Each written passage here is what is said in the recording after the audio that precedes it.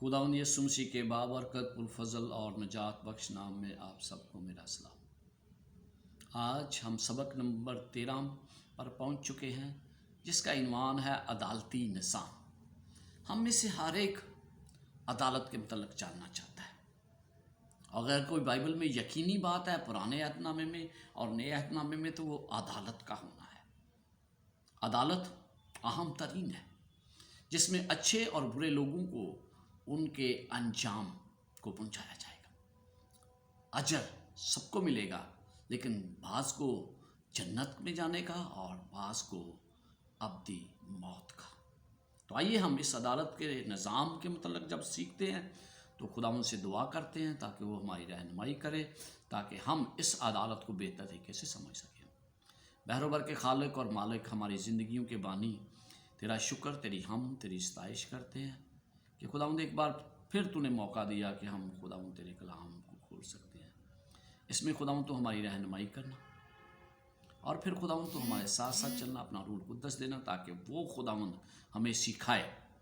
क्योंकि जिसने खुदावंद कलाम मुक़द्दस को तहरीर करने में रहनुमाई की है, वही खुदावंद हमें बेहतर तरीके से समझने में भी रहनुमाई अदा करेगा। जो लोग सुनने वाले हैं खुदावंद, उन्हें अपनी बरकत से नवाजना, और फिर खुदावंद किसी भी तरह उन्हें इस बात का एहसास ना हो कि वो खुदावंद तेरी बादशाह से खारिज है, बल्कि अपने आप को उस अदालत के लिए तैयार करने वाले हैं। उन्हें खुदावंद रूह कुद्दस दे, उन्हें अपनी बरकत से नवाजना मांगता हूँ तेरे प्यारे बेटे यीशु मसीह के वसीला से, आमीन। जब हम अदालत की बात करते हैं तो ये एक यकीनी बात है बाइबल मुक़द्दस में, पुराने और नए अहदनामे में, कि खुदा दुनिया की अदालत करेगा। पुराने और नए अहदनामे दोनों में ये बात किसी शक के बयान से बाहर है। इसमें कोई शक नहीं है कि हर एक की अदालत की जाएगी, और इसके लिए एक वक्त मुकर्रर है। हमें ये पता चलता है अय्यूब 37 बाब और उसकी 16वीं आयत से कि खुदा कामल है। खुदा के अलावा कोई भी कामल नहीं है। वो सब कुछ जानता है, और फिर वो हमारे इंतहाई खुफिया आरादों से वाकिफ़ है। हम हर बात को दूसरों से छुपा सकते हैं, लेकिन हम खुदा से किसी बात को छुपा नहीं सकते, क्योंकि खुदा हर जिंदगी को जानता है। इसलिए उसे अदालत की ज़रूरत क्या है?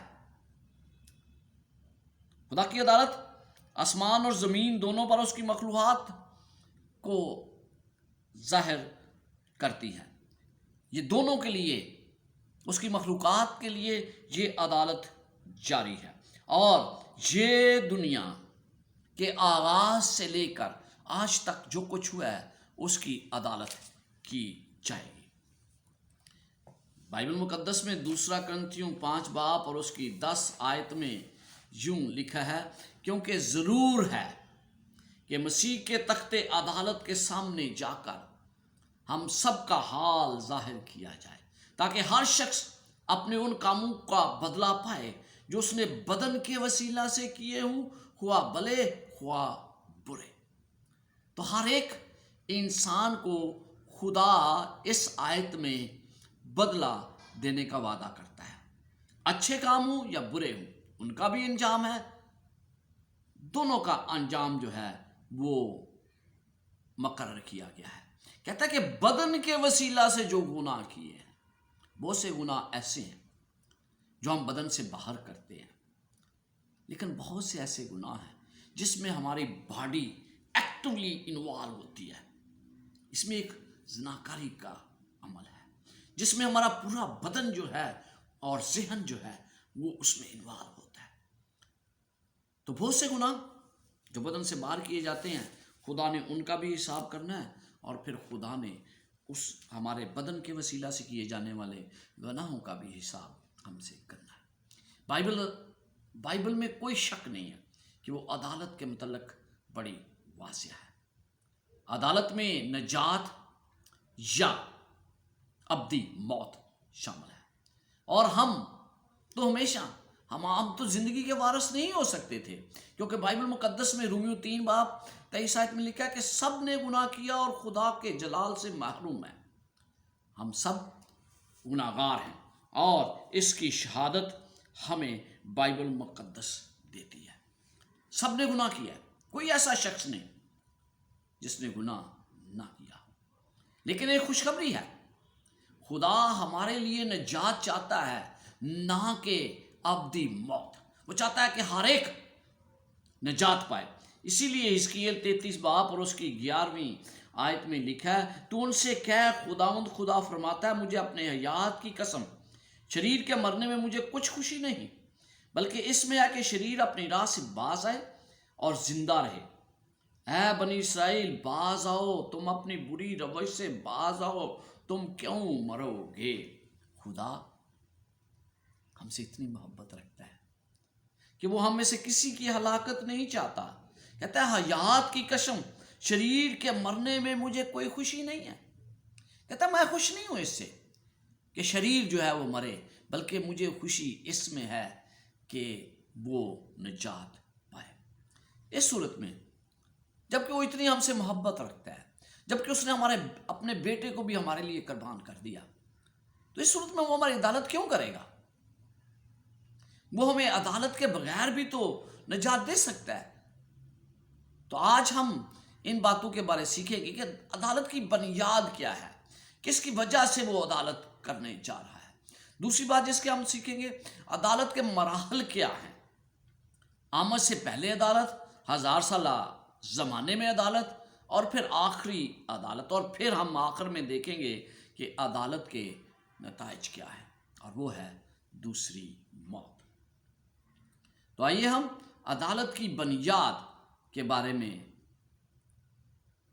غور و خوض کرتے ہیں۔ ہماری عدالت کیسے کی جائے گی؟ تم ان لوگوں کی طرح کلام بھی کرو اور کام بھی کرو جن کا آزادی کی شریعت کے موافق انصاف ہوگا۔ یہاں پر آپ کیا پڑھتے ہیں؟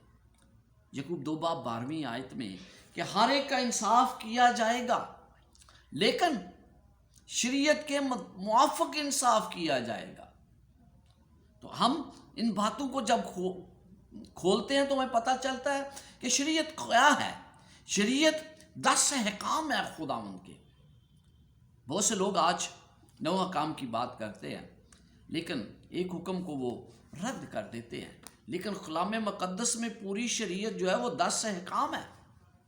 تو ہمیں 10 احکام کو ماننے کی تربیت دی گئی ہے، اور 10 احکام کو ماننے کے لیے کہا ہے، اس کے مطابق انصاف ہوگا۔ حکام کی بدولت ہی ہمیں پتہ چلتا ہے کہ کس نے گناہ کیا ہے۔ پہلا یوحنا 3 باب اور اس کی 4 آیت میں لکھا ہے، جو کوئی گناہ کرتا ہے وہ شرع کی مخالفت کرتا ہے، اور گناہ شرع کی مخالفت ہی ہے۔ تو بنیادی چیز جو عدالت کی بنیاد ہے یہاں پر، وہ شریعت ہے، کیونکہ شریعت سے ہمیں پتہ چلتا ہے کہ ہم نے گناہ کیا ہے یا ہم اس سے بچ گئے۔ اس کے بغیر، شریعت کے بغیر تو ہمیں پتہ ہی نہیں چلتا کہ ہم نے کوئی گناہ بھی کیا ہے۔ خوشخبری یہ ہے کہ گناہ گاروں کے پاس ایک متبادل موجود ہے۔ پہلا یوحنا 2 باب اور اس کی پہلی آیت میں لکھا ہے، اے میرے بچوں، یہ باتیں میں تمہیں اس لیے لکھتا ہوں کہ تم گناہ نہ کرو، اور اگر کوئی گناہ کرے تو باپ کے پاس ہمارا ایک مددگار موجود ہے، یعنی یسوع مسیح راست باز، جو اس پر ایمان رکھتے ہیں ان کے لیے وہ مددگار موجود ہے۔ ہر کوئی اس سے مدد لے سکتا ہے، اور یہ مدد مفت فراہم کی جاتی ہے، اس میں کوئی شک نہیں ہے۔ مدد ہر ایک کا حق ہے، وہ لے سکتا ہے مدد، کیونکہ وہ مدد دینے کے لیے اب آیا اس دنیا میں۔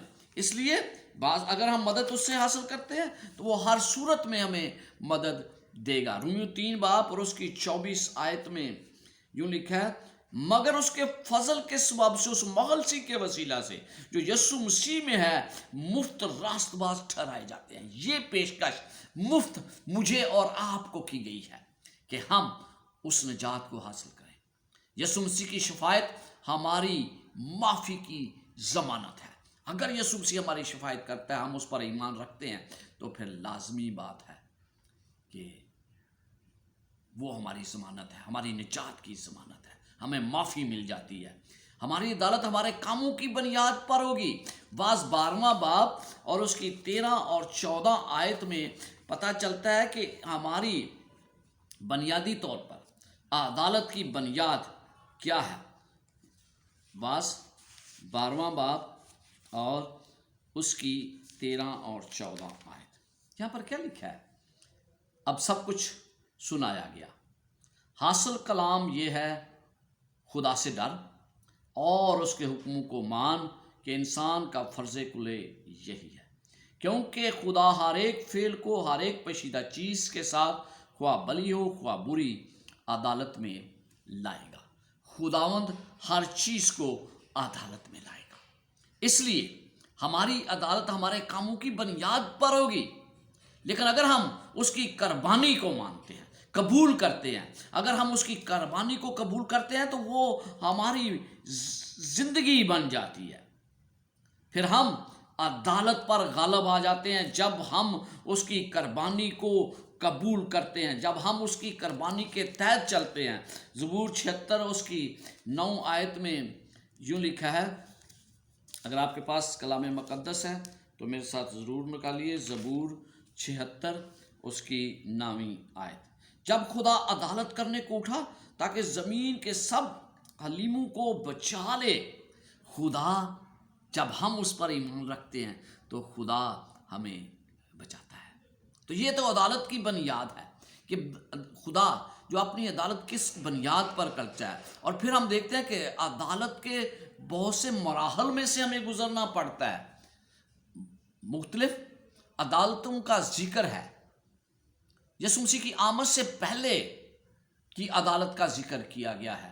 مکاشفہ 11 باب اور اس کی 18ویں آیت میں لکھا ہے، اور قوموں کو غصہ آیا اور تیرا غضب نازل ہوا، اور وہ وقت آ پہنچا ہے کہ مردوں کا انصاف کیا جائے، اور تیرے بندوں نبیوں اور مقدسوں اور ان چھوٹے بڑوں کو جو تیرے نام سے ڈرتے ہیں اجر دیا جائے، اور زمین کے تباہ کرنے والوں کو تباہ کیا جائے۔ مسیح آئے گا اور اجر اس کے ساتھ ہوگا۔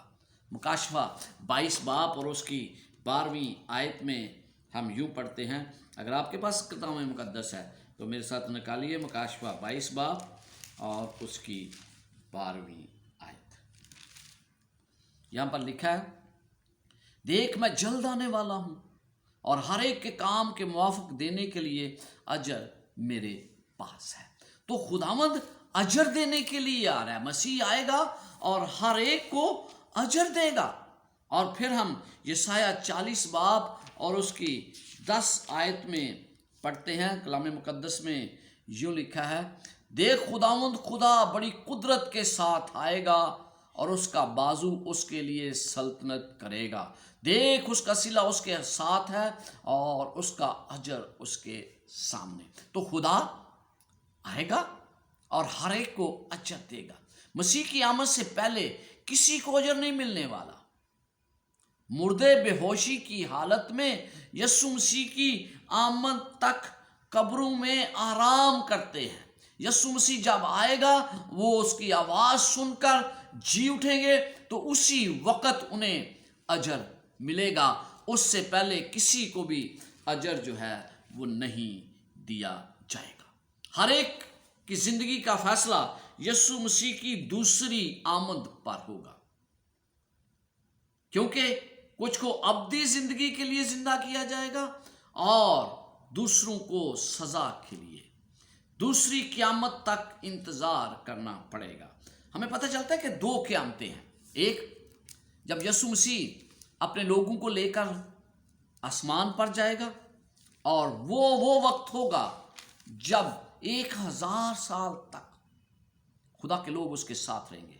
1000 سال کے بعد دوسری قیامت ہوگی اور جو بدکار ہیں ان کو اس وقت زندہ کیا جائے گا۔ دانیل 12ویں باب اور اس کی 2 آیت میں لکھا ہے، اور اب میں تجھ کو حقیقت بتاتا ہوں۔ 12واں باب اور اس کی 2 آیت، یہاں پر لکھا ہے، اور جو خاک میں سو رہے ہیں ان میں سے بتیرے جاگ اٹھیں گے، بعض حیات ابدی کے لیے اور بعض رسوائی اور ذلت ابدی کے لیے۔ تو ہر ایک شخص کے لیے انجام مقرر ہے۔ اور پھر ہم متی 25 باب میں پڑھتے ہیں کہ خدا نے کہا کہ وہ دونوں کو الگ الگ کرتا ہے کہ بھائی انہیں کس طرح سزا دی جائے گی۔ تو وہاں پر ہمیں بتایا گیا کہ بھیڑ اور بکریوں کو الگ کرتا ہے سزا دینے کے لیے۔ تو یسوع مسیح کی دوسری آمد سے پہلے کسی کو اجر یا سزا نہیں دی جائے گی۔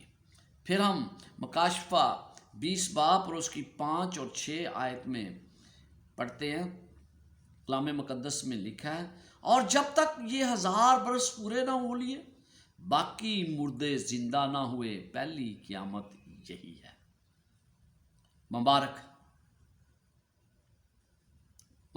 اور مقدس وہ ہے جو پہلی قیامت میں شریک ہو۔ ایسوں پر دوسری موت کا کچھ اختیار نہیں، بلکہ وہ خدا اور مسیح کے کاہن ہوں گے اور اس کے ساتھ 1000 برس تک بادشاہی کریں گے۔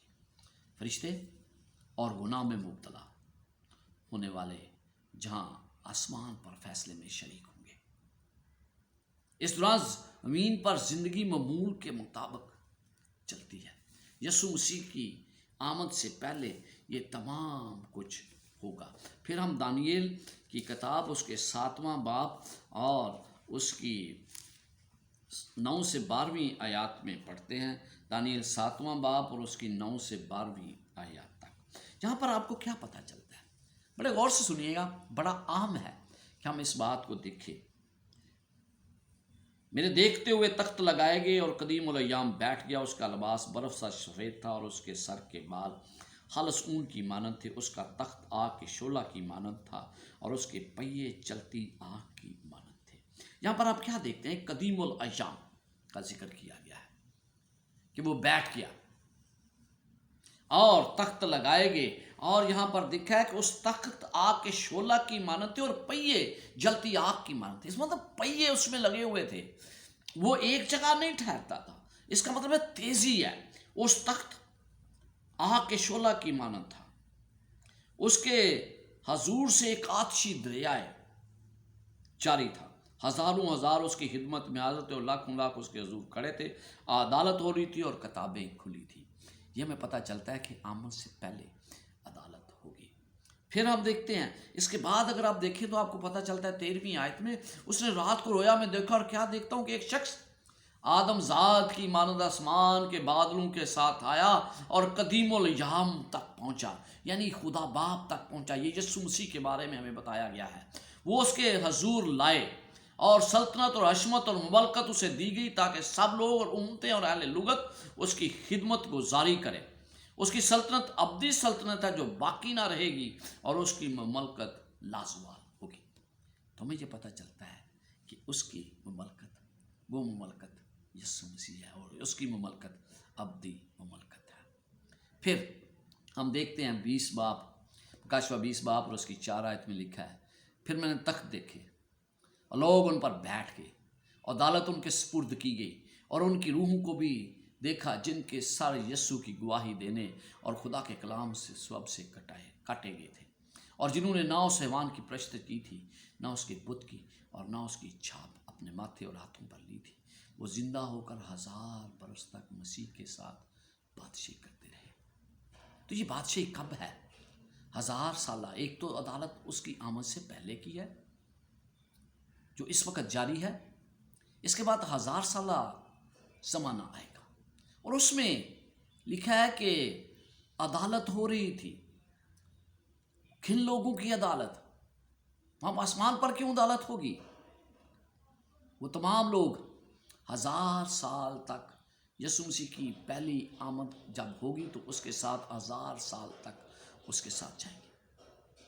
ہم دوسرا تسالونیکیوں میں پڑھتے ہیں کہ آسمان سے ایک مقرر فرشتہ آیا اور بہت سے لوگ آسمان پر اٹھائے، ہوا میں اڑ کر اس کا استقبال کریں گے۔ تو ہم ہوا میں اڑ کر استقبال کریں گے، اور اس کے بعد 1000 سال تک خدا کے ساتھ آسمان پر رہیں گے، اور یہی وہ لکھا ہے، زندہ ہو کر 1000 سال تک مسیح کے ساتھ بادشاہی کرتے رہیں۔ یہ 1000 سال ہم دیکھ سکیں گے فلاں شخص جو ہے وہ کیوں اس بادشاہی میں نہیں پہنچا، یہ ایماندار جو ہیں وہ ہر ایک کا حال دریافت کر سکیں گے، وہ جان جائیں گے کہ میرا عزیز جو ہے وہ کیوں یہاں پر نہیں پہنچا۔ اور اس دن 3 بڑے اہم واقعات ہوں گے، انسان کی سوچ ہوگی۔ مثلا میں یہ سوچوں گا کہ فلاں شخص جو ہے وہ کیوں اس آسمان کی بادشاہت میں نہیں آیا، کیونکہ وہ تو بڑا پاک باز تھا، اس کے کام راست تھے، وہ میری نظر میں تھے۔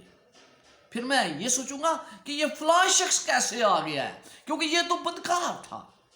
اور پھر تیسری حیرانگی کی بات یہ ہوگی کہ میں کیسے وہاں پہنچ گیا ہوں۔ تو خدا جب یہ تمام باتیں ہوں تو ہم دیکھ سکیں گے، اگر خدا نے مسیح کی آمد سے پہلے سب کا انصاف کر لیا ہے، پھر ہم دنیا اور فرشتوں کے 1000 سالہ زمانے میں کس طرح عدالت کریں گے۔ پہلا کرنتھیوں 6 باب اور اس کی 2 اور 3 آیت میں لکھا ہے، پہلا کرنتھیوں 6 باب اور اس کی 2 اور 3 آیت میں ہم دیکھتے ہیں کلام مقدس بڑا واضح ہے، ہر بات کے بارے میں، ہر بات کے متعلق ہمیں بتایا گیا ہے۔ پہلا کرنتھیوں 6 باب اور اس کی 2 اور 3 آیت، کیا تم نہیں جانتے کہ مقدس لوگ دنیا کا انصاف کریں گے؟ پس جب تم کو دنیا کا انصاف کرنا ہے تو کیا چھوٹے سے چھوٹے جھگڑوں کے بھی فیصلہ کرنے کے لائق نہیں؟ کیا تم نہیں جانتے کہ ہم فرشتوں کا انصاف کریں گے؟ کیا ہم دنیاوی معاملے میں فیصلہ نہ کریں؟ تو یہاں پر ہمیں کیا پتہ چلتا ہے کہ ہم فرشتوں کا انصاف کریں، فرشتوں کا جنہوں نے بدی کی۔ ہمیں پتہ چلے گا کہ ہم یقیناً انہوں نے کیا کیا ہے، کس وجہ سے انہیں ابدی بادشاہت نہیں ملی۔ اب تصدیق کریں گے کہ خدا پر شیطان کے الزامات جھوٹے تھے، جو الزامات شیطان نے لگائے وہ یقیناً جھوٹے ہیں۔ ہم اس بات کی بھی تصدیق اس عدالت میں کر سکیں گے۔ ہم تصدیق کریں گے خدا نے راست بازوں کو انصاف کے ساتھ بچایا، ان کے ساتھ کوئی رعایت نہیں بلکہ انہیں انصاف کے تحت بچایا گیا ہے۔ ہم اس بات کی تصدیق کریں گے کہ بدکاروں کے خلاف سزا منصفانہ ہے، یعنی انصاف کیا گیا، ہر ایک کا سوال کا جواب دیا جائے گا تاکہ برائی دوبارہ ظاہر نہ ہو۔ اور یہ 1000 سالہ زمانے کی عدالت ہے۔ اس کے بعد ایک اور عدالت ہے اور یہ آخری عدالت ہے۔ مکاشفہ 20 باب اور اس کی 13 آیت میں لکھا ہے، اور سمندر نے اپنے اندر کے مردوں کو دے دیا، اور موت اور عالم روا نے اپنے اندر کے مردوں کو دے دیا، اور ان میں سے ہر ایک کے اعمال کے موافق ان کا انصاف کیا گیا۔ سب لوگوں کو زندہ کیا گیا۔ 1000 سال کے بعد جو لوگ دوسری آمد پر جی نہیں اٹھے دوبارہ جی اٹھیں گے۔ یسوع مسیح دوبارہ اس زمین پر آئے گا، وہ دیکھتا ہے کہ میں نیا آسمان اور نئی زمین دیکھی، وہ آسمان کے تخت کے پاس سے نیچے زمین کی طرف آ رہی تھی۔ اس وقت ان مردوں کو زندہ کیا جائے گا جو شیطان کے پیروکار تھے۔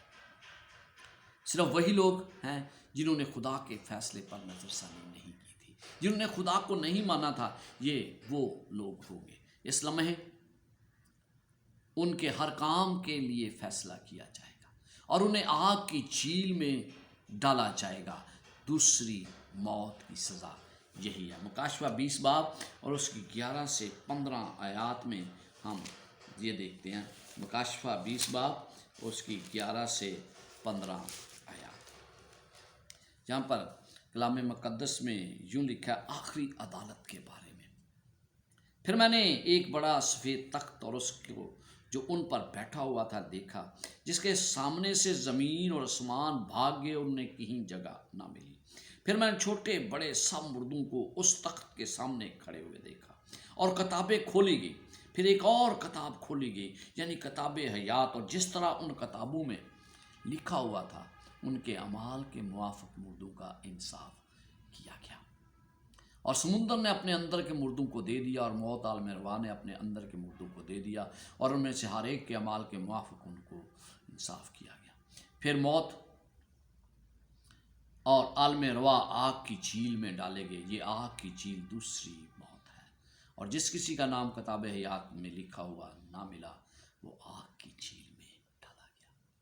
تو یہ آخری عدالت ہے، اور یہ عدالت جو ہے یہ اس وقت ہوگی جب 1000 سال کے بعد یسوع مسیح اس دنیا پر آئیں گے۔ انصاف شریروں اور ان کے گناہوں کی ادائیگی کا مطالبہ کرتا ہے، اور محبت گناہ گاروں کو ہمیشہ کے لیے تکلیف سے روکتی ہے۔ موت گناہ گاروں کے مصائب کو ختم کر دیتی ہے، جیسے خدا کی طرف سے دیگر سزاؤں میں بھی ایسا کیا گیا ہے۔ پیدائش کی کتاب میں ہم دیکھتے ہیں کہ کس طرح خدا نے بہت سے لوگوں کو بچایا۔ طوفان نوح کے دوران خدا نے بچا لیا بہت سے لوگوں کو۔ سدوم اور عمورہ کے وقت جب تمام لوگ جو ہیں وہ مارے گئے تو خدا نے لوگوں کو بتا لیا۔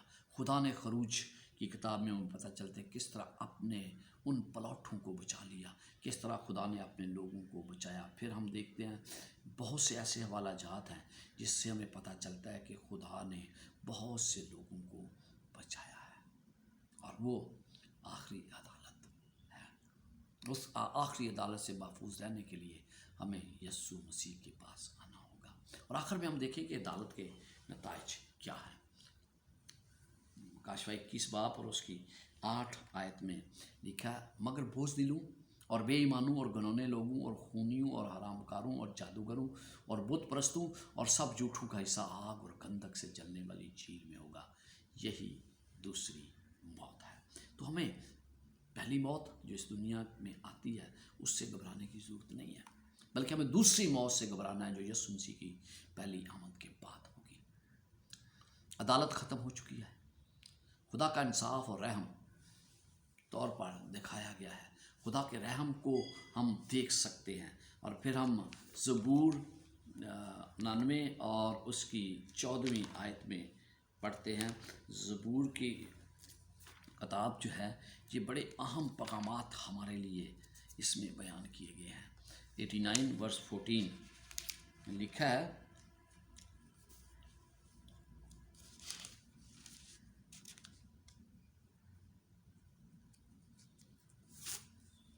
زبور 99 اس کی 14ویں آیت،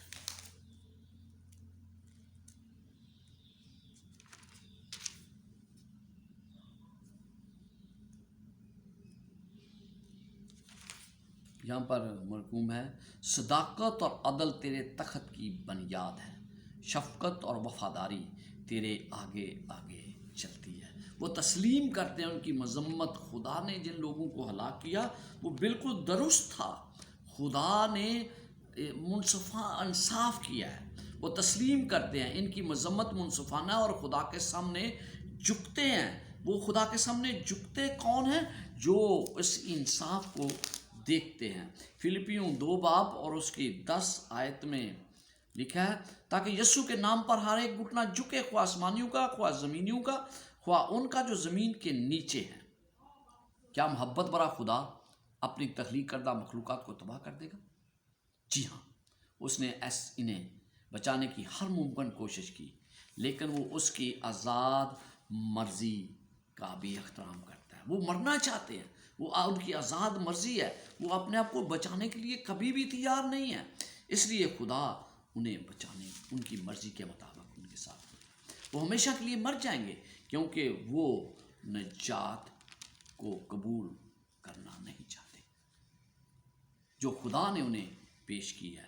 دوسرا تسلیکیوں اس کا 1 باب اور اس کی 9ویں آیت میں یوں لکھا ہے،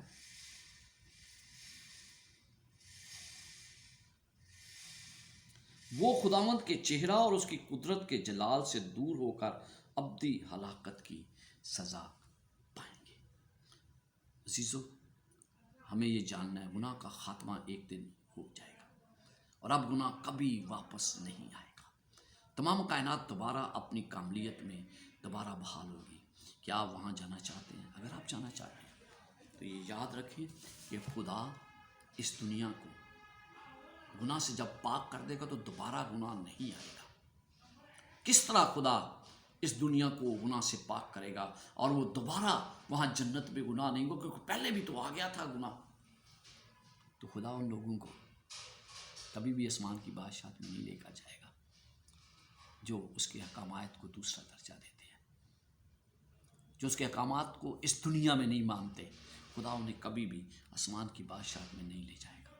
خدا کی طرف سے بہت سے ثبوت دیے گئے ہیں کہ وہ سب کی نجات چاہتا ہے کہ ہر کوئی نجات پائے۔ ان لوگوں کے لیے جو جنت کے تحفے سے انکار کرتے ہیں، خدا ان کے لیے بھی چاہتا ہے کہ وہ نجات پائے۔ اس عظیم آخری دن پر جب سب کو ان کی فرما برداری یا نافرمانی کے مطابق جزا یا سزا دی جائے گی، کلوری کی صلیب ان لوگوں کے سامنے واضح طور پر ظاہر ہوگی جو تمام زمین کے انصاف کرنے والوں کے سامنے کھڑے ہیں، تاکہ ہمیشہ کی سزا حاصل کر سکیں۔ انہیں اس قابل بنایا گیا ہے کہ وہ اس محبت کے بارے میں کچھ سمجھ سکیں جس کا اظہار خدا نے گرے ہوئے انسانوں کے لیے کیا ہے۔ وہ دیکھتے ہیں کہ ان لوگوں کے ذریعے اس کی کتنی بےعزتی ہوئی ہے۔ وہ دیکھتے ہیں کہ خدا کی بےعزتی کتنی زیادہ ان کے لیے ہوئی ہے جو اس کو قبول نہیں کرتے، جنہوں نے بدکاری جاری رکھی۔ خدا نے ان کو بہت سمجھایا، روح القدس نے ان کی مدد کی، لیکن انہوں نے بدکاری کو جاری رکھی، انہوں نے شیطان کا ساتھ دیا اور یہوہ کی شریعت کی توہین کی۔